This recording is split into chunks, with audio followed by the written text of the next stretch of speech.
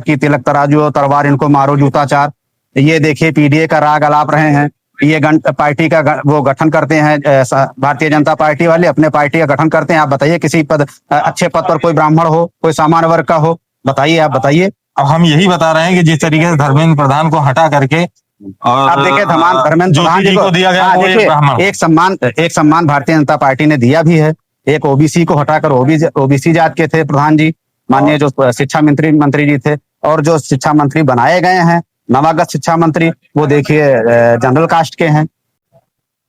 नमस्कार साथियों, ATV news पर हम खास रिपोर्ट आपको दिखाने आए हैं। हम इस वक्त हुजूरपुर रोड पर सतईपुरवा चौराहा है, वहीं पर मौजूद हैं। हमारे साथ आज अमरेंद्र मिश्रा जी मिले हैं।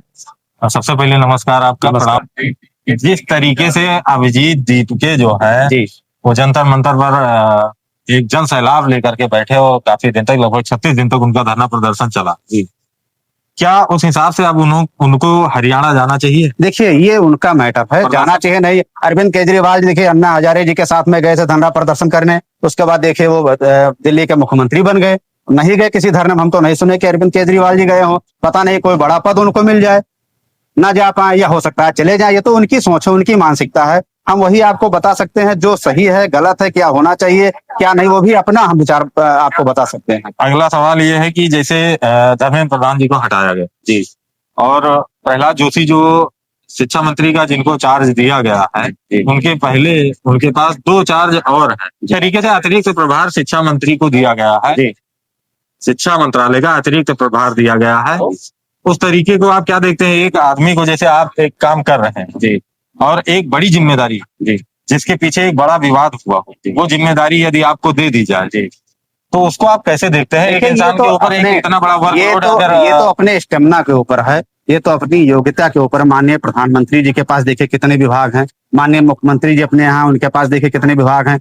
हो सकता है वो 10-10 विभाग लेके, बहुत सारे हैं जिसके पास 5-5 बहुत सारे मंत्री हैं। केंद्र में देख लीजिए, आप प्रदेश स्तर पे देख लीजिए, जिनके पास 5-5 विभाग है, बढ़िया काम कर रहे हैं। और बहुत ऐसे हैं जिनके पास 1 विभाग है, उसमें भी काम नहीं कर पा रहे हैं। ये तो उनके स्टेमिना, योग्यता, उनका विचार, उनका कैसा है, उसी के ऊपर डिपेंड करता है। बढ़िया भी कर सकते हैं, हो सकता है कि 3-3, 4-4 विभाग पाए, हो सकता है काम ना कर पाए, ऐसा भी हो सकता है।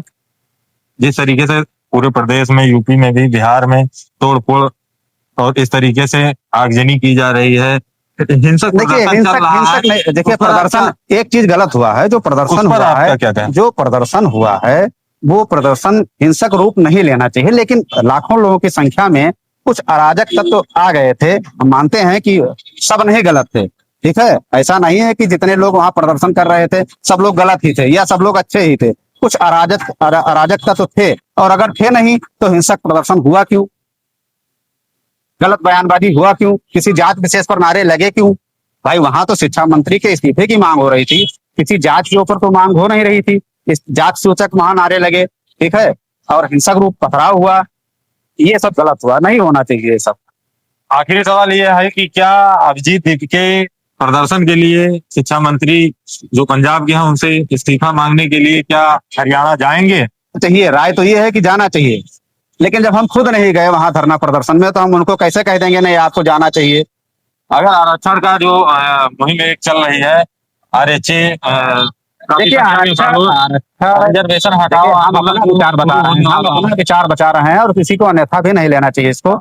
आरक्षण तो अब खत्म होना चाहिए। जिस दिन एक SC कास्ट की महिला भारत देश की राष्ट्रपति बन गई और एक SC महिला उत्तर प्रदेश के मुख्यमंत्री बन गई, उसी दिन देश से आरक्षण समाप्त कर देना चाहिए। अब आरक्षण की कोई आवश्यकता नहीं है। आप अच्छे अच्छे पदों पर देखिए, बहुत सारे SC OBC लोग हैं, बढ़िया काम कर रहे हैं, जनरल से भी बेटर काम कर रहे हैं। तो हमारे हिसाब से तो अब आरक्षण को खत्म कर देना चाहिए। हाँ, माननीय महात्मा गांधी जी ने एक शब्द दिया था, हरिजन। हरिजन शब्द जो उन्होंने दिया था, वो उन्होंने दिया हरिजन मतलब हरि मतलब ईश्वर, जन मतलब लोग, यानी कि उनको संज्ञा दी गई थी ये ईश्वर के लोग हैं। जिस तरीके से आप हरिजन का नाम लिए हैं, SC ST एक्ट का आज के समय में बहुत ज्यादा प्रचलन है। आप लोगों पर गलत शोषण हुआ है, इसमें आप यौन शोषण देख लीजिए, आप SC SC एक्ट देख लीजिए, यौन शोषण वाला कौन सा जो पॉक्सो एक्ट है, उसके तहत बहुत सारे लोग जो निर्दोष हैं उनको सजा दी जा रही, वो बेचारे परेशान है। हमारे देखिए पूर्व सांसद महोदय, अभी कुछ दिन पहले उनका स्टेटमेंट आया था, एक उनके गांव के पास का कोई लड़का था, वो बता रहे थे कि बेचारा वो निर्दोष है और वो जो है पेशी कर रहा है, दौड़ रहा है।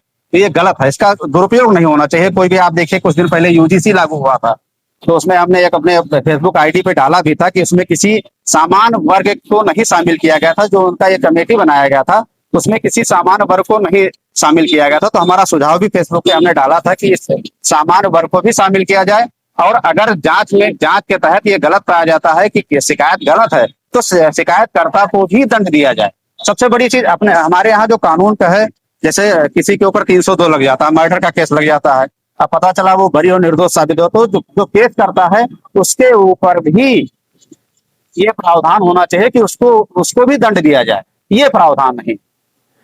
देश की शिक्षा नीति पर आपका क्या कहना है? जिस तरीके से प्राइवेट स्कूल की मनमानी चल रही है, प्राइवेट स्कूल की मनमानी, आप फीस को ले लीजिए, किताब कापी में कमीशन लेते हैं, बहुत बड़ा गलत है। और सरकार के ऊपर कठोर कार्रवाई भी की जानी चाहिए, सरकार के द्वारा कठोर कार्रवाई की जानी चाहिए। हमने ये बात भी अपने फेसबुक आईडी पे पिछले साल डाला भी था कि मनमानी फीस वसूल रहे हैं।